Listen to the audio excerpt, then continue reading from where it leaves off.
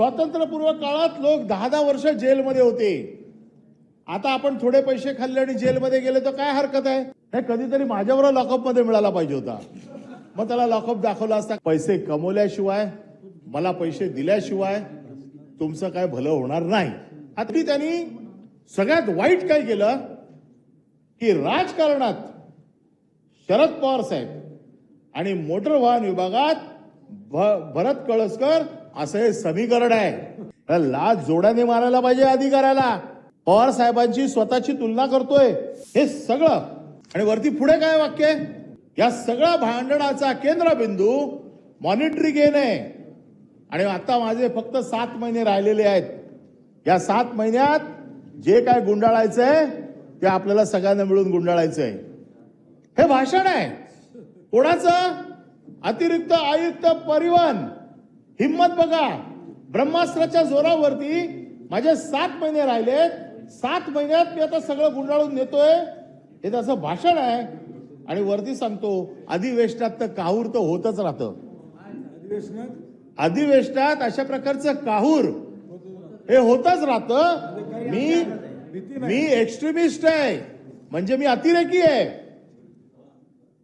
काय सरकारचा अतिरेक्यांवर काय कंट्रोल आहे की नाही? सरकारचं ब्रह्मास्त्र अतिरेक्यांवरती चालणार आहे की नाही? का सरकारच्या अतिरेक्यांच्या हातात सरकारचं ब्रह्मास्त्र आहे, ज्याच्या जोरावरती हे भाषण हे लिहिलेलं आहे. आणि शेवटचं त्याचं जे वाक्य आहे की तुम्ही कोणाकडेही जा, टीसीकडे जा, सेक्रेटरीकडे जा, मिनिस्टरकडे जा, शेवटी त्यांच्याकडे मी जे बोलीन हेच खरं होणार आहे. दुसरं कोणी बोलणार ते खरं होणार नाही. आणि अधिकाऱ्यांना सांगतोय, जे अधिकारी आता ट्रेनिंग घेत आहेत त्या अधिकाऱ्यांना सांगतोय, स्वातंत्र्यपूर्व काळात लोक 10-10 वर्ष जेलमध्ये होते. आता आपण थोडे पैसे खाल्ले आणि जेलमध्ये गेले तर काय हरकत आहे?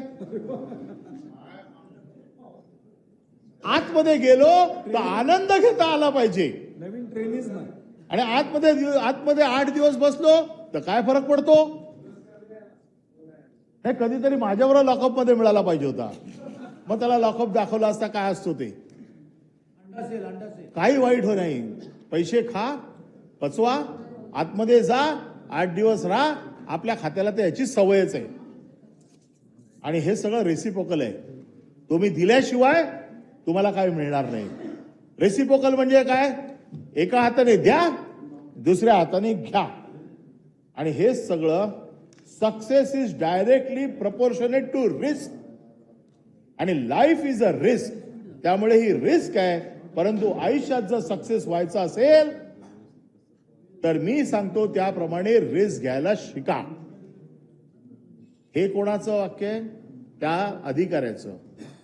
आणि सगळ्यात शेवटी तो हे सांगतोय की बघा, भ्रष्टाचार केल्याशिवाय, पैसे कमवल्याशिवाय, मला पैसे दिल्याशिवाय तुमचं काय भलं होणार नाही.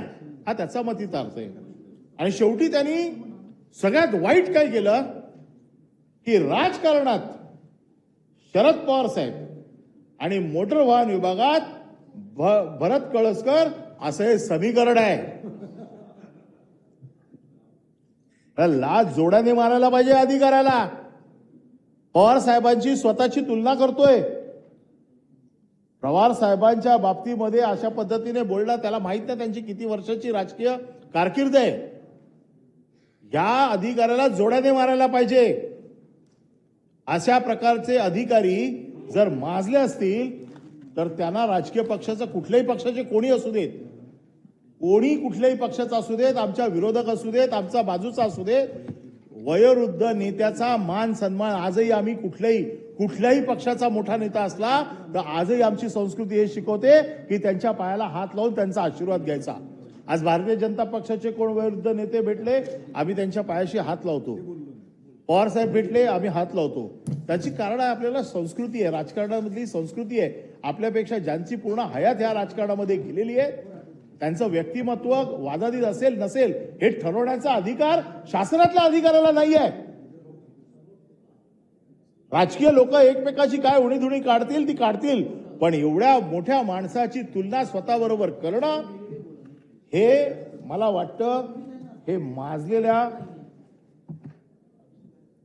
त्या वृत्तीचं हे प्रदर्शन आहे आणि म्हणून मी आपल्याकडे ह्या दोन त्याच्या पेन ड्राईव्ह आपल्याकडे पाठवतोय. हे दोन्ही पेन ड्राईव्ह जे आहेत ना, हे मी पूर्ण सायबर ऍक्टचे जे नियम आहेत ना, कारण उद्या असं म्हणाले नको माझा आवाजच नाही आहे, हा AI ने केलेला आहे, म्हणून हे दोन पेनड्राईव्ह पाठवतो आणि ह्या पेनड्राईव्ह मध्ये जर त्याचा आवाज जुळला नाही तर माझ्यावर गुन्हा दाखल करा.